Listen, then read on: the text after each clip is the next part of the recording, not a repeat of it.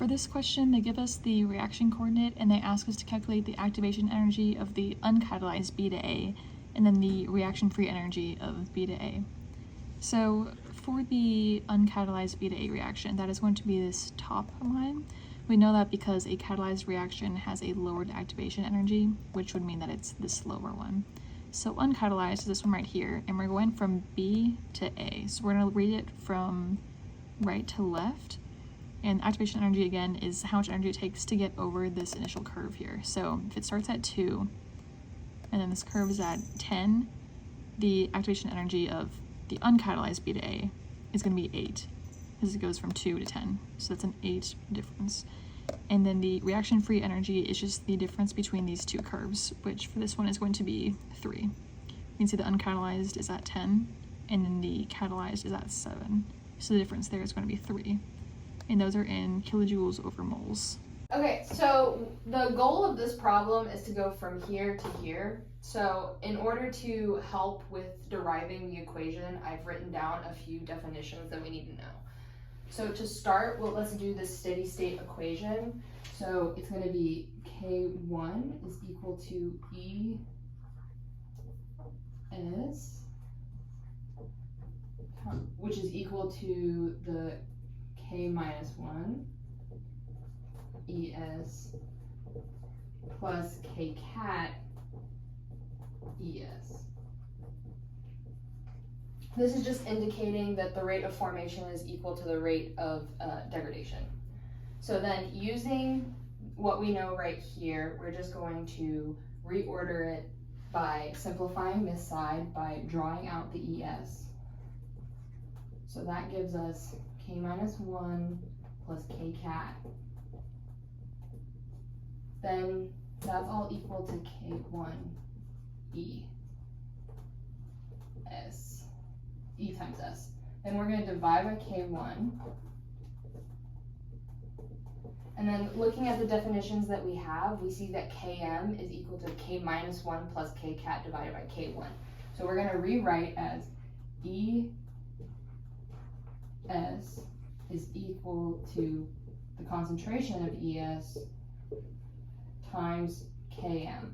Now that we have this, we are going to use our other definition, which is E is equal to E total minus ES, and we're going to plug that in for the place of E. So we have ET minus ES all times S equal to ES Km. Now we're going to distribute that S out.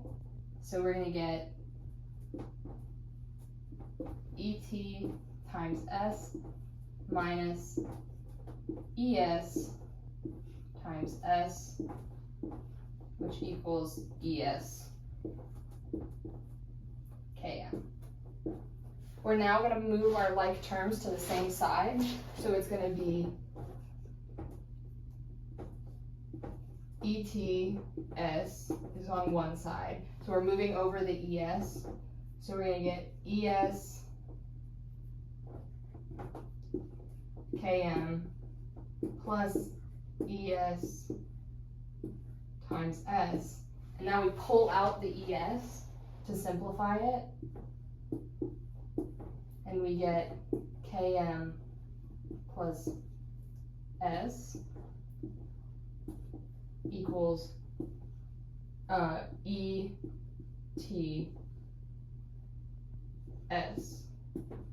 Now, in order to get the ES by itself, we divide Km plus the concentration of S. We get that on both sides.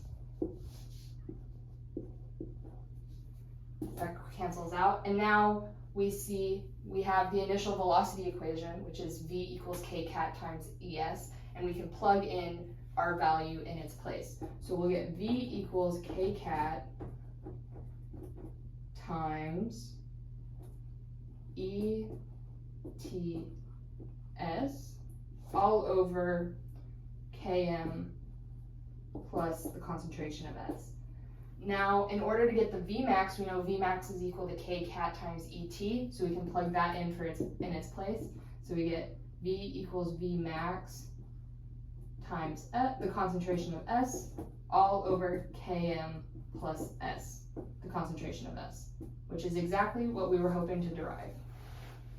My name is Jada Widget, and I had problem number 3. It states, create a plot of reaction velocity as a function of substrate concentration. Use the plot to identify the estimated Vmax and Km. The estimated Vmax is between the concentration of the substrate of which two data points. So I started off by plotting points P0 through P6 on my graph. The x-axis represents my concentration of the substrate, while my y represents the V. And then I plotted those points and connected them together. And by using this graph, I estimated the Vmax. So the Vmax, again, is never touched, it's only approached. So I estimated the Vmax to be around 0.480, since our highest value was 0.472. And then to find the Km, I took half of the Vmax, which is 0.24, and found that value on our y-axis, and then found the corresponding x value by going right and then down. And then that got me a Km value of approximately, or a Km value in between 160 and 320.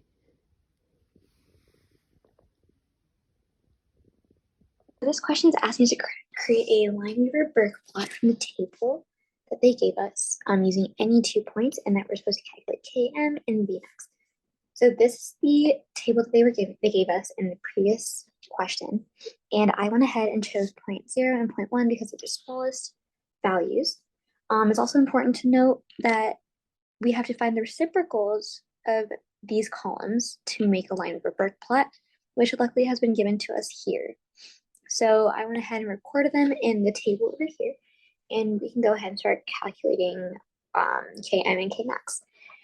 So first, we can calculate our slope, which can be found using this equation right here. M equals y2 minus y1 over x2 minus x1. And it's also important to note that this will be our x value and this will be our y value. So it'll be 2.94 times 10 to the 6th minus 2.12 times 10 to the 6th over 1.56 times 10 to the 3rd minus 2.00 times 10 to the 2nd. Okay, and after calculating that, I found that my m, or my slope, is actually equal to 602.94. And now that we have that, we can actually use our line equation.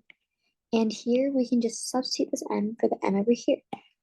And then we can also use one of these points for y and x values.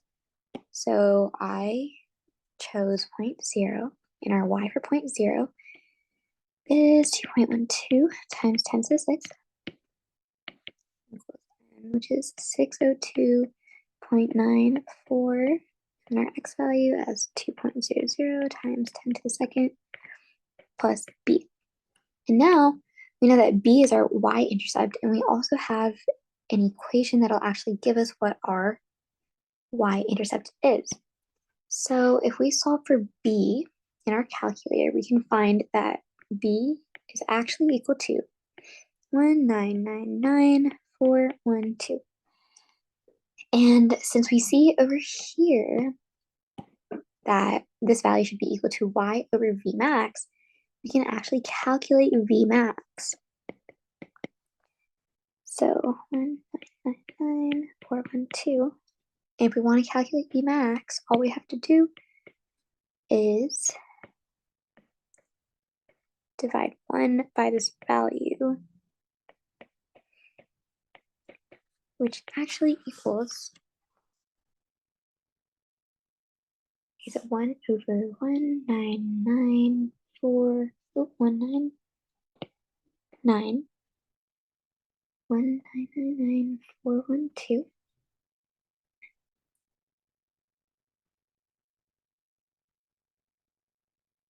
Okay, so that actually equals to 0.0000005. Okay, and now that we know that, we can also solve for our slope, which can be given to us through this equation right here. So slope equals km over v max. And we're solving for km now because we have our slope and we have our y-intercept for our v max value. So to find km simply is slope times our v max, and slope was 602.94, and now multiply that by 0.000000, an equation that'll actually give us what our y-intercept is. So if we solve for b in our calculator, we can find that b is actually equal to 1999412. And since we see over here that this value should be equal to y over v max, we can actually calculate v max. So 1999412. And if we want to calculate v max, all we have to do is divide 1 by this value, which actually equals,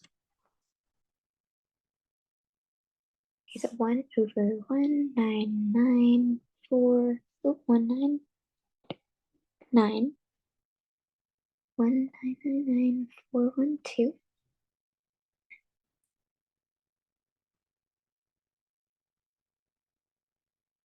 Okay, so that actually equals to 0.00000005. Okay, and now that we know that, we can also solve for our slope, which can be given to us through this equation right here. So slope equals km over v max, and we're solving for km now because we have our slope and we have our y-intercept for our v max value. So to find km simply is slope times our v max, and slope was 602.94, and now multiply that by 0.00000005, and that gives us